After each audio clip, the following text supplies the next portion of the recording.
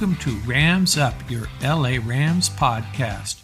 We cover just about any SoCal sports team, but our primary focus here is your Los Angeles Rams. You can also check out our YouTube channel for weekly video content. Our YouTube handle is at LA Rams Up. I'm your host, Mark.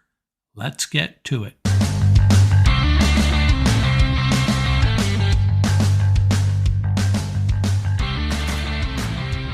Welcome back, Ram fans, to Rams Up, your favorite LA Rams podcast. Gonna get into this Rams-Chiefs game. Got to be really excited about that. Got a 4-game losing streak going, and we get to head to Kansas City and try to break it, pick up our first win since that victory over the Carolina Panthers. Let's get it done, right? Everything's lining up for a Rams victory. Just trying to convince myself of these facts. Before we get to our preview of the Rams-Chiefs game, lots of things going on at Rams headquarters. The big news, of course, Darrel Henderson cut. A guy a lot of people viewed as our most dependable and productive running back. Really struggled this year, though. Wasn't really creating yards after contact. He is, however, the Rams' 24th all-time leading rusher. 396 carries, 1,742 yards, 13 TDs, a 4.4 average, just 35 yards per game though. Good running back, just seems to get banged up a lot, and he's going to be a free agent next year anyways. So the Rams are painting this as sort of kind of doing him a favor, letting him try to sort through that already. And by the way, he has already signed with the Jags. But again, he'll be a free agent next year. Who knows where he'll end up. But I don't think Henderson was very happy with the Rams based on some social media posts by him. But sad to see him go. Good running back. Tough running back. A Ram no more. What does that mean? After all this drama with Cam Akers, it's Henderson that gets cut. A lot of people really surprised by that, as am I, but we really shouldn't be that surprised, right? It could have been either Akers or Henderson. You want to make room for Kyren Williams, obviously. That's what's really going on here. Do you want Kyren and Akers or Kyren and Henderson? That's really what it came down to. And with Henderson being a free agent next year anyways, let's go with Akers. And I would suspect Ron Rivers will get promoted from the practice squad for this Chiefs game as well. Justin Hollins also cut. Basically our third edge rusher after Floyd and Lewis at this point. But where do we go from there as far as edge rushers? And these guys have been really unproductive this year. And by the way, Hollins is also a free agent next year. On the Rams website, Stu Jackson, writing that Raheem Morris said, hey, this could mean Michael Hoyt gets more snaps. That doesn't make a lot of sense to me. That seems like it'd be more related to A'Shawn Robinson's injury, which we'll get to in a second. But someone's going to have to be added as an edge guy. Now, could it be Daniel Hardy coming back from injury, or are they going to elevate one of these two guys on the practice squad, Braden Thomas and Zach Van Valkenburg? Won't know for a couple days, obviously. And there's really been a dearth of information on Daniel Hardy's rehab, if he's ready to go or not. But I suspect one of those three guys will be elevated, and Michael Hoyt will get additional snaps. And finally, Kendall Blanton waived again. This guy has kept his suitcase packed, I think. He was on the practice squad. He was on the active roster. He was released. He was on the Chiefs practice squad. He was signed again to the Rams roster. Back and forth. I hope he was only renting. I'm sure he was, but Kendall Blanton waived again, which is a little odd given this injury report. Tyler Higbee day-to-day. We'll get to that in a second. But three guys gone. Darrel Henderson, Justin Hollins, and Kendall Blanton. The biggest surprise, of course, Darrel Henderson. But him and Hollins, both free agents next year. So it kind of makes a little bit of sense. The injury report from today. Matthew Stafford back in the concussion protocol. He is out against the Chiefs. So what does that mean? That means Bryce Perkins is going to get the start. In all likelihood, He's been taking most of the snaps. John Wolford's still struggling with that neck injury. He's limited. Ty Nsekhe, day-to-day. Brian Allen, still not practicing with that thumb injury. And Matt Skura, another guy that can play center, he is limited with a knee injury as well. And Allen Robinson, limited with an ankle injury. And like I said, Tyler Higbee, day-to-day. I have a feeling the Rams are comfortable that he's going to play, or perhaps they wouldn't have cut Kendall Blanton, right? Just trying to connect the dots here. And on the defensive side, Ashawn Robinson, torn meniscus, out for the year. And he has been one of our best, well, he's probably been our best run defender. That's a big loss. Someone's going to have to step up. Marquise Copeland would be the first guy up. Michael Hoyt. They got a couple other guys on their practice squad. Someone's probably going to get elevated there as well. And Trevin Howard, limited with a hip injury. Chiefs come in pretty healthy, and that's probably a good thing. It seems like the more banged up the opposition is, the better they play, or the worse we play. Maybe going up against a really talented and healthy team is going to bring out the best in the Los Angeles Rams. Let's look at it that way, shall we? A couple of practice squad signings. Quarterback Case Cookus out of T.O. High School, Thousand Oaks High School, stone's throw from the Rams camp. I know that area well. Cook has played his college ball at Northern Arizona. He's had shots at making a few rosters: the Giants, Broncos, Vikings, Raiders, and then on to the Edmonton Elks and Philadelphia Stars, and now the Rams. The other guy they signed, center Cole Toner. He's played in 13 games in the NFL with 3 starts, stints with the Cardinals, Patriots, Bengals, Chargers, and Texans. He's out of Harvard. Hey, could we bring back Ryan Fitzpatrick? Throw Toner in there for a few snaps at center with Ryan Fitzpatrick, probably the first center quarterback connection from Harvard to play together in the NFL is my guess. We're starting to get a look at what the Rams' schedule will look like next year. They'll have the home and away with the Seahawks, Niners, and Cardinals, obviously. They will take on the AFC North. They'll get the Browns and Steelers at home, the Bengals and Ravens on the road. They take on the NFC East. They'll get the Eagles and Commanders at home, and the Cowboys and Giants on the road. I think having the Cowboys on the road is a good thing. And they will play one team at home from the NFC South, likely the Panthers, but that division's kind of a mess. Could end up being almost anybody, really, except Tampa Bay. And the NFC North and the AFC South, one team from each on the road. Right now, the likely opponents are the Bears and the Texans. So that could work out well for the Rams. That's the one good thing that could come out of this year. They could end up with the 4th place schedule.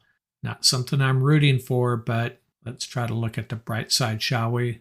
And before we get to this Rams-Chiefs preview, and that, by the way, will be followed by our Rams Up Straight Up game picks, just a word about the college football playoff. It is so annoying to me. USC beats UCLA. Now they take on Notre Dame and then probably Oregon in a playoff game. And Alabama and LSU last week were playing. Who were they playing? LSU was hosting University of Alabama, Birmingham, and Alabama was hosting Austin Peay. Yes, that is how you pronounce it. I had to look it up. Austin Peay. And you know what the fix for this is? These supposed football powerhouses basically scheduling buys late in the year before things get really tough. Well, Big Ten and Pac-12 teams are taking on real opponents, traveling for tough games. How about this, voters? Treat an LSU win over University of Alabama, Birmingham the same way you treat USC if they traveled across the country and lost to a school like, I don't know, maybe Virginia. I'll give you a real example. Who do you think got rewarded and dinged for these 2 results? Utah travels across the country and loses by 3 to the University of Florida. And then you have LSU and Alabama beating the University of Alabama and Austin Peay at home in late November. Ding these guys for winning these games, for even scheduling it.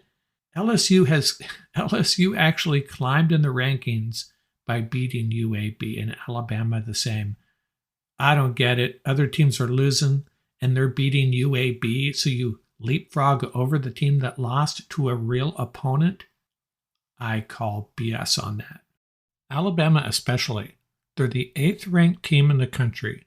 They have a 9-2 record, and 3 of those wins all at home over Utah State 55-0, over Louisiana Monroe 63-7, and Austin Peay 34-0. And finally, don't forget our YouTube channel. Our YouTube handle is at LA Rams Up, easy to find. And we are also starting an Instagram page. It's in its infancy, just getting it rolling, but it's going to be a great way of sharing short messages, injury reports, trade news, those types of things. Instagram may be a great option given what's going on at Twitter, so check it out. It's RamsUp_podcast on Instagram, Instagram.com/RamsUp_podcast. And like I say, we're just getting it rolling. It's going to get better and better. And by the way, if you forget these links, just go to our website, ramsup.com. There's links to both right at the top there. Check it out. Back in a minute with our Rams Chiefs preview. DraftKings Sportsbook, an official sports betting partner of the NFL, is my go-to when betting on the NFL this holiday season. Right now, everyone can earn up to a 100% boost with DraftKings stepped-up same-game parlays. And if you're looking for a Week 12 same-game parlay, how about this one? Right now, Texans +7 against the Dolphins. The over-under is 45. The Texans have the worst rush defense in the league, giving up 181 yards per game. First of all, I think the Texans +7 is a good bet, and I think we're going to go with the under on that point total of 45 for a couple of reasons. Both teams are going to try to run the ball. That'll shorten the game. Dameon Pierce has a good chance of slicing and dicing this Dolphin defense. So both teams are going to be running the ball. So take the under on the point total, take the Texans +7, and I'm going to say take Mostert over on the rushing yardage. He's going to get plenty of action against this Texans defense. And how about this? If you download the DraftKings Sportsbook app now and use code TPPN, place a $5 bet on any NFL team to win their game, you get $150 in free bets if they do. Only at DraftKings Sportsbook with code TPPN. Minimum age and eligibility restrictions apply. See show notes for details.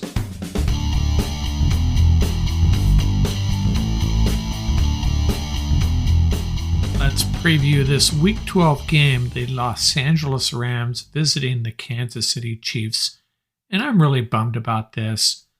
Remember that 2018 game? I'll talk about that in a second. We wanted the Rams and Chiefs to face off in the Super Bowl last year even. That would have been great. We finally get a game with the Chiefs, and the Rams are falling on hard times.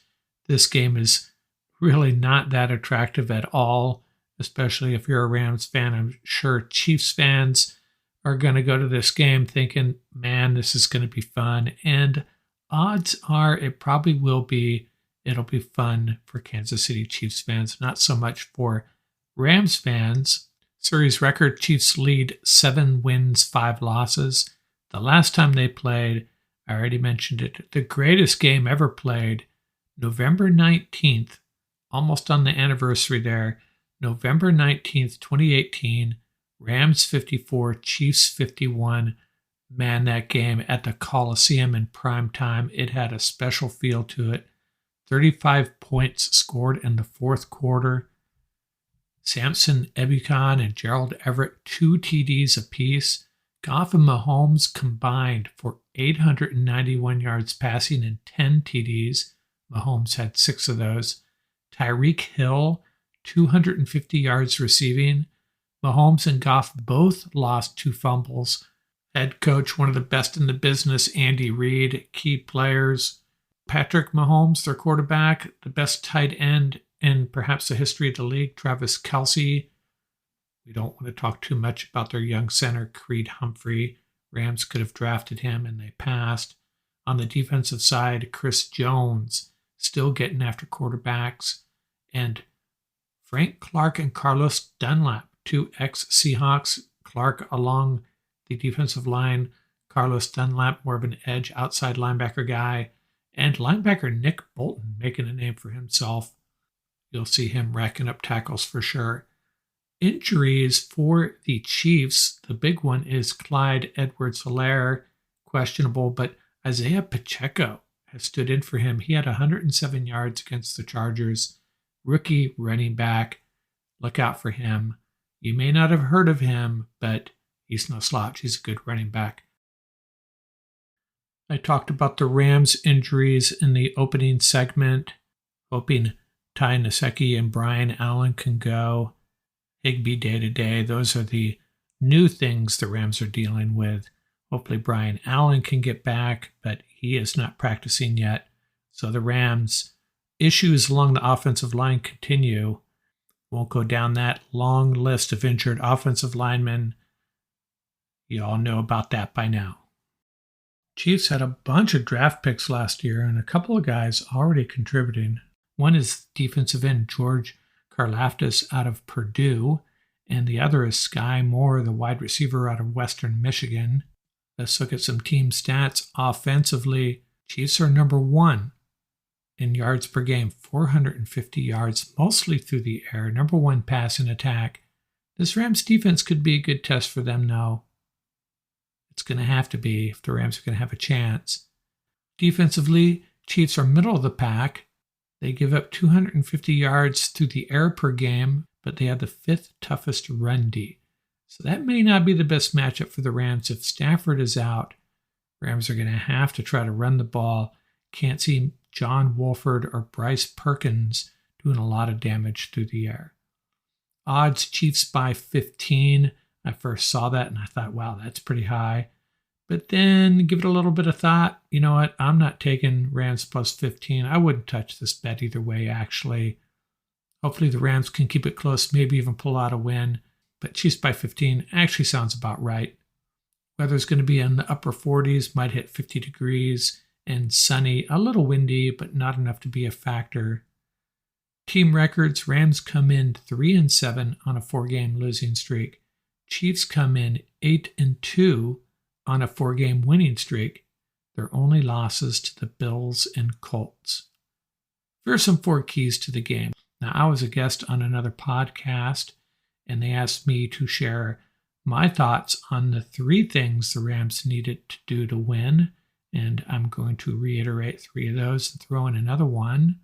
For some key number 1, need a little bit of productivity from the offense. Just a couple of good drives, 2 TDs would be nice, 14 points out of our offense. Hey, I'll take 13. Now, that's not going to be enough to win. We're not going to be able to keep pace with this Chiefs offense, that's for sure, but more to come on that. 13 or 14 points from our offense, is that asking too much? Maybe a little more if our defense gives us some short fields. More on that in a second. For some key number 2, Brandon Powell has been pretty close to breaking one. Really close, I think. He might be one of the more popular Rams at this point, the passion he plays with, and I tell ya, this would be a great game for him to break one. Put 7 on the board for the Rams, special teams pitching in a big way. And that's what we're going to need. We may need a play like that. If it's not a punt returner, a block kick, something like that. I know, very wishful thinking over here, but that's what I'm rolling with. A special team score, courtesy of Brandon Powell. That would be nice. For some key number 3. A lot of people have been criticizing the Rams' style of defense, the bend, don't break, but overall, it has been generally successful. The problem is our offense is getting nothing done, And if your offense is getting nothing done, the bend don't break is not a bad approach. Make the other team burn up a lot of time, 14 play drives, and then force a field goal. That is the recipe for success when your offense kind of sucks. The problem is last week we gave up a big play, and other weeks we started to give up some touchdowns in the red zone. And that's where it all falls apart. And the other thing that's fallen apart is no takeaways, not since the Carolina game. 4 or 5 games ago, our last win, right? No takeaways, 0 takeaways. We need to be +2 in the takeaway department. We're going to lay back and let Mahomes dump passes off in front of our cornerbacks and safeties and our linebackers. Let's jump one of them. Let's get a takeaway and maybe turn one of them into 6 quick points. Maybe set up our offense for a short field for an extra touchdown. That's what we need. Hate to say it, we're going to need some magic like this. And fearsome key number 4, kind of already mentioned it, we need to force field goals. We need to make the Chiefs settle for 3. Shut them down in the red zone. We should be okay not giving up big plays. We're going to play that bend, don't break, and this could be one game where that's wise, a wise approach. Let's do that, but then let's force field goals, make the Chiefs settle for 3. That'll go a long way to keeping us in this game, setting up Brandon Powell's punt return, right? And we pull off the win. A lot of wishful thinking over here. Absolutely. That's what it's going to take.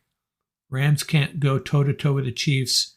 They're going to need some help. They're going to need some special plays from the special teams and the defense, and just a little bit of productivity from the offense, and they have a chance. And yes, I'm telling you, there is a chance, and that's my prediction.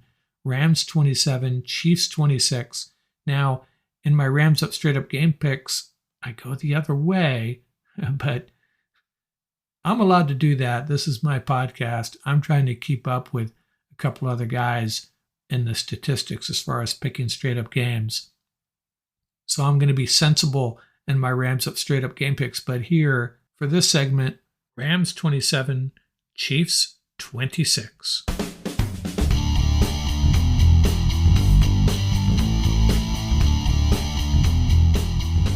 Time for our Week 12 Rams Up Straight Up game picks. And you know what? Last week, I did pretty darn good. Or shall I say my special assistant did. I deferred to him, let him make these picks. But to be honest with you, I think we were in sync on most of these. There was probably one game each where he got it right, I would have gotten it wrong, and vice versa. Nonetheless, we went 11-3, as did Pete Prisco. So we both gained ground on Mike Florio, who was 10-4, and Lorenzo Reyes, who was 9-5. So the standings right now, Mike still leads the pack with 106 right, followed by Lorenzo 102, me and my team 98, and Pete Prisco 97. Would have been even a better week if I had picked the Commanders instead of the Texans. I was the only one that got that wrong, and I was the only one that picked the Rams over the Saints. So that's like an automatic ding for me whenever the Rams lose.